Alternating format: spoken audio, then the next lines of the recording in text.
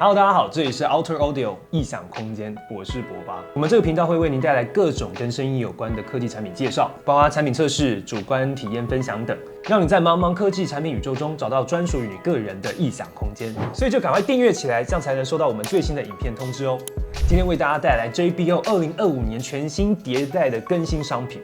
看到这一桌就知道今天的 Bass 又要过量了。在我手边依序的产品是 Charge 6、Flip 7，还有 Party Box Encore 第2代。先说一下，这些产品在台湾都还没有上市，我们第一时间就从海外订购回来，给大家做第一手的产品测试。Flip 是 JBL 经典且长悍的产品系列，在它的小体积内却可以释放意想不到的强大能量与低音，一直以来都是小型便携蓝牙喇叭的标杆级产品。睽违4年，终于在今年推出了全新的迭代产品。这款 Flip 7在外观上几乎与前一代相同，只有在两侧细胶防撞圈上做了4角的凸起，上一代 Flip 6是3个。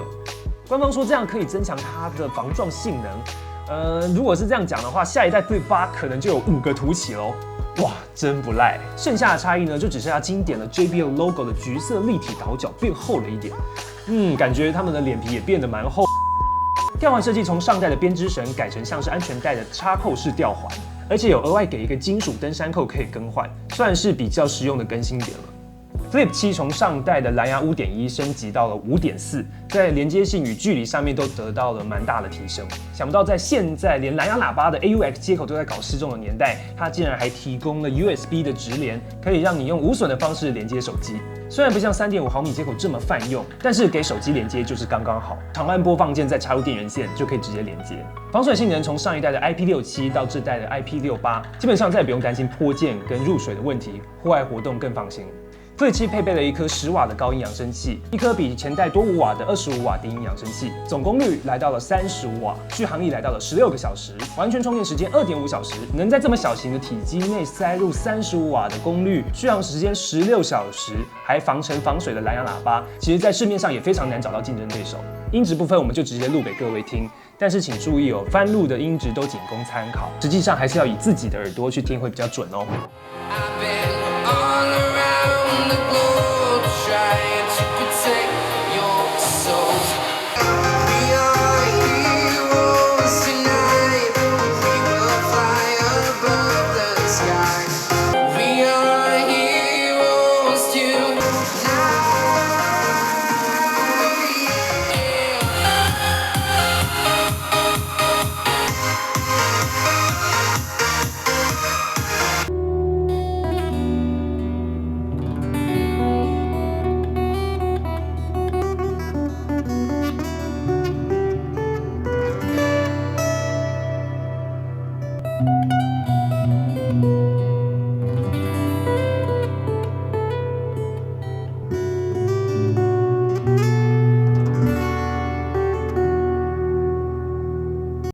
It's not open to discussion anymore.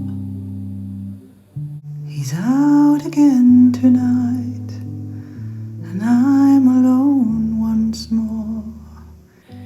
He's all I have worth waiting for,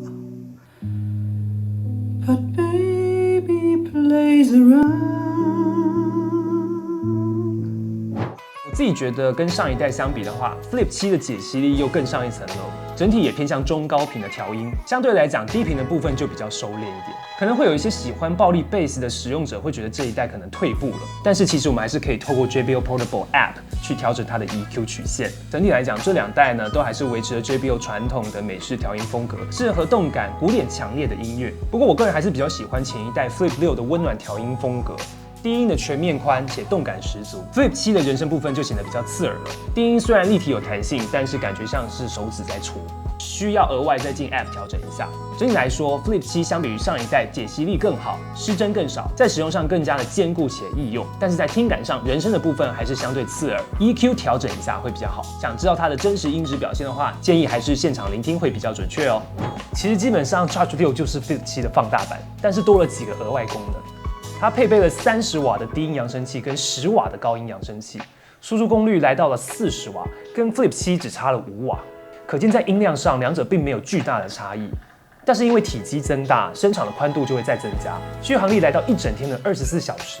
而如果再开启 Party Time Boost 的话，可以再续命4个小时，总共来到28小时。在喇叭没电前，你的手机可能就先挂了。完整充电时间为3个小时，快充10分钟可以再听150分钟。这种等级的续航，我想应该没什么好挑剔的了。防尘防水一样是升级至 IP68， 有 AI 3.2 Boost 算法，有蓝牙 5.4， 也有支援 USB-C 无损音讯直连等新功能，还有这个超方便的携带的可拆式腕带。如果你有长时间外出播放音乐的需求，那这台就是你的最佳选择。终于来到我们这一台跟小型冰箱一样的派对喇叭了。从正面看，它跟上一代比起来变得更方更胖，但其实机身深度有做缩小。logo 也改成新版有橘色倒角的设计，顶部有电源键、蓝牙、Auracast 串联、Bass Boost、媒体控制旋钮，还有灯效控制旋钮。麦克风控制反而只剩下回音与音量大小控制，少了高频与低频的 EQ 控制，这点真的蛮可惜的。但想要调整的话，就要下载专属的 JBL Party Box App 进行控制。RGB 灯条这次也算是跟上其他新版 Party Box 的设计，给好给满。